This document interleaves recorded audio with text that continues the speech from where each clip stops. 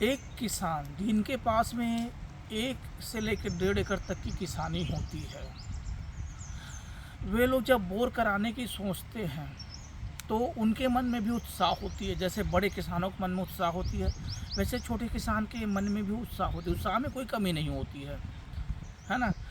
लेकिन जब वो उनके बोर में पहला पानी, बोर में ही पानी निकल गया तो पूछो मत, खुशी को उनके कोई ठिकाना नहीं रहता। जैसा कि उनको जन्नत मिल गई, ऐसा उनकी मन हमेशा हरा रहता है, काम करने में मन करता है। आइड साइड के 2-4 किसानों का भी वो खेती बाड़ी ले लेगा रिगा कट्टों में, और किसानी करता है, मन लगा के काम करता है, कोई दिक्कत नहीं होती है और आगे बढ़ता है। ये उनकी निशानी है। लेकिन जब उस किसान के खेत में पहली बोर में ही धूल उड़ जाती है ना, तो उनके होश गायब हो जाते हैं। पूरी उत्साह उनके चेहरे से गायब हो जाती है, पूरी उत्साह गायब हो जाती है। मतलब वो उनके चेहरे की जो रौनक होती है, चमक होती है, सब की सब चली जाती है। रोज़ाना काम धाम करते रहेंगे लेकिन चमक चली जाती है, आवाज़ आधी जो है ना वो कम हो जाती है। ठीक, फिर वो जैसा तैसा करके दूसरा बोर करा लेता है। दूसरे बोर कराता है तो फिर उम्मीद होती है कि चलो पानी निकलेगा, नहीं निकला तो उम्मीद उसकी धरी की धरी रह जाती है। दूसरा बोर में अगर पानी नहीं निकला ना तो घर परिवार में वाद विवाद एकदम से शुरू हो जाता है, मन विचलित हो जाता है ना। बेटे के ऊपर गुस्सा तो बहू के ऊपर गुस्सा तो पति पत्नी में गुस्सा, इस तरह से चलता है माहौल। फिर भी अगर कोई वो तीसरी बोर कराए और तीसरे में भी धूल उड़ जाती है ना, या अपेक्षा के पानी नहीं निकला, तो मान के चलो कि उस किसान का और किसान के परिवार का खेती किसानी से पूरा मोह भंग हो जाता है। खेत नाम से ही, किसानी शब्द से ही उसको एलर्जी होना शुरू हो जाती है। ऐसी समस्या आती है जब छोटे किसान का, जिसमें एक्चुअली मैं बात कर रहा हूँ 1 से 1.5 एकड़ वालों का, यदि उनके 2-3 बोर फैल हो गए तो मान कर चलो कि उनके मन में एक ही बात आती है, खेत को बेच दूँ, किसी ज़मीन को बेच दूँ, है ना। ऐसा रहता है। यदि उनके पास में साइड से आवक है या कोई और बिजनेस है तो वो थाम लेगा, है ना, किसानी को कुछ दिन तक और बचा के रखेगा। लेकिन वो खेती किसानी के ऊपर ही डिपेंड है ना, तो मान कर चलो कि उनका मन यही होता है खेती किसानी को बेच दूं, कोई दूसरा काम करूं।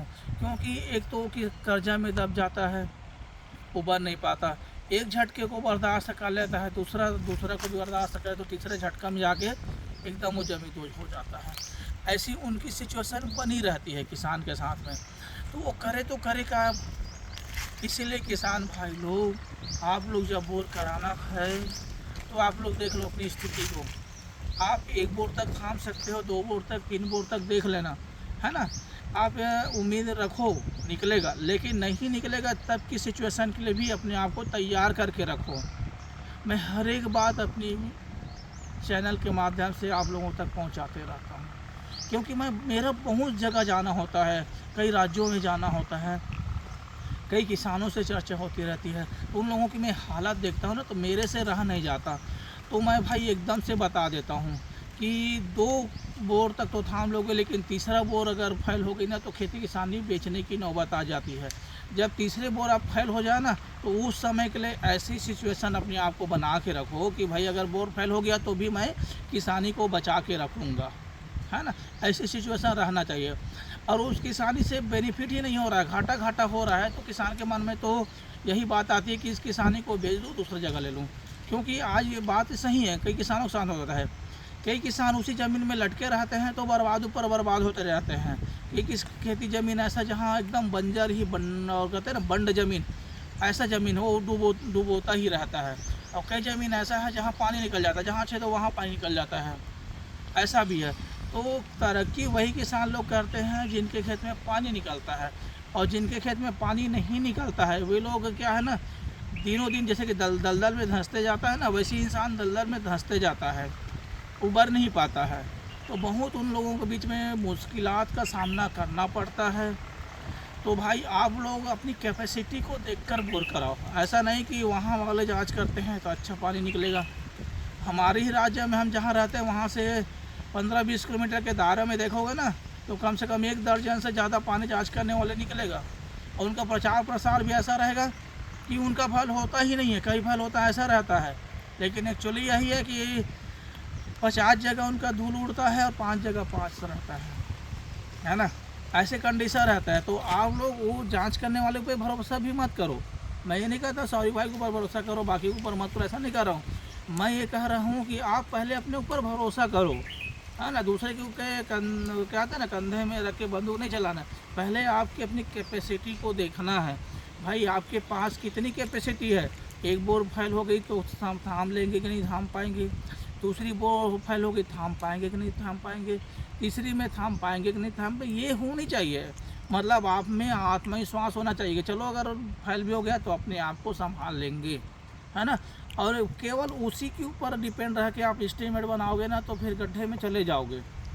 ये बोर है ना डुबो देता है इंसान को, है ना। हर एक के लिए फलित नहीं होता। कुआं खोदना, बोर खोदना हर एक इंसान को कामयाबी मिले ऐसा नहीं है, क्योंकि पानी का एक लिमिटेशन होती है, बहने की एक दिशा होती है। जैसे कि आप लोग अपने गांव देखे होंगे ना, जिस तरफ नहर ढाल होती है उधर नहर भी बना होता है, तो उसी एरिया में पानी सिंचित होती है। और जहाँ नहर नहीं गई है ऊपर वाले एरिया है ना, चढ़ाऊ एरिया है, तो वहाँ पानी की कमी बनी रहती है, हमेशा रहती है। वही स्थिति यहाँ भी है ना।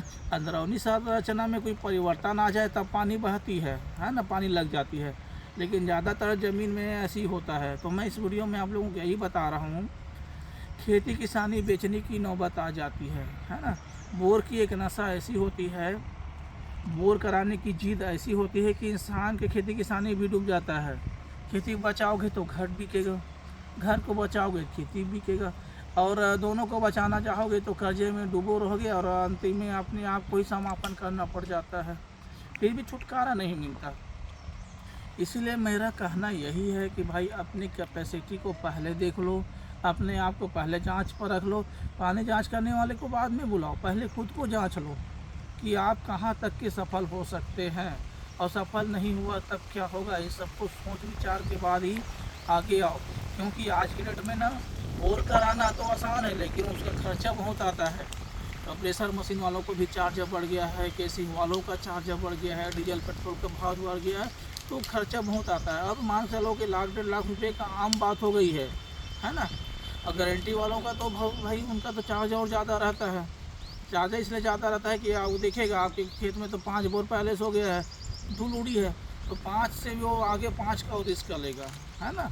तो ये होता है भाई, उनको भी डूबने का चांस रहता है। बंजर ज़मीन और जो बंडल ज़मीन बोलते हैं ना, उसमें डूबने का हमेशा चांस रहता है, सबका चांस रहता है। क्योंकि वहाँ पानी की लेयर जो होती है नीचे बैठ की होती है, वहाँ पर ज़्यादातर चांस सूखा गेप का रहता है, और सूखा गेप रहती है वहाँ सब कुछ चांस रहता है डूबने का, क्योंकि वहाँ नारियल भी बताएगी, अर्थिंग भी घूमेगा, मशीन वाले भी फल खा जाते हैं, है। इसलिए उन लोगों का भी चार्ज ज़्यादा रहता है, उन लोग भी अपने आप को सेव करके चलते हैं। तो भाई आप लोग यही देखना है कि अपने आप को कहाँ तक उबारना है ना। और मेरा यही प्रयास है कि किसान का ज़मीन बेचने का नौबत कैसी लगती है, तो यही है। छोटे किसान लोगों का अगर 2-3 बोर फैल हो गई तो मान के चलो कि उनका खेती किसानी से मन उब जाता है और वो लोग अपना खेत खाद को बेचने के लिए राज़ी हो जाते हैं। तो भाई खेती भी बचा के रखना है, काम भी करना है, इसलिए आप लोग अपने कैपेसिटी को देखकर ही काम करो। यही मेरा आप लोगों से गुजारिश है भाई, ऐसा लाभ किसी को नहीं देता, तो केवल गुजारिश करता हूँ कि सेव कर लो स्वयं को। तो यार हमारा वीडियो कैसा लगा, आप लोगों के काम आए तो बिल्कुल लाइक कर देना भाई, कोई दिक्कत नहीं है। फिर हम अगले वीडियो में मिलेंगे, तब तक के लिए जय जोहार।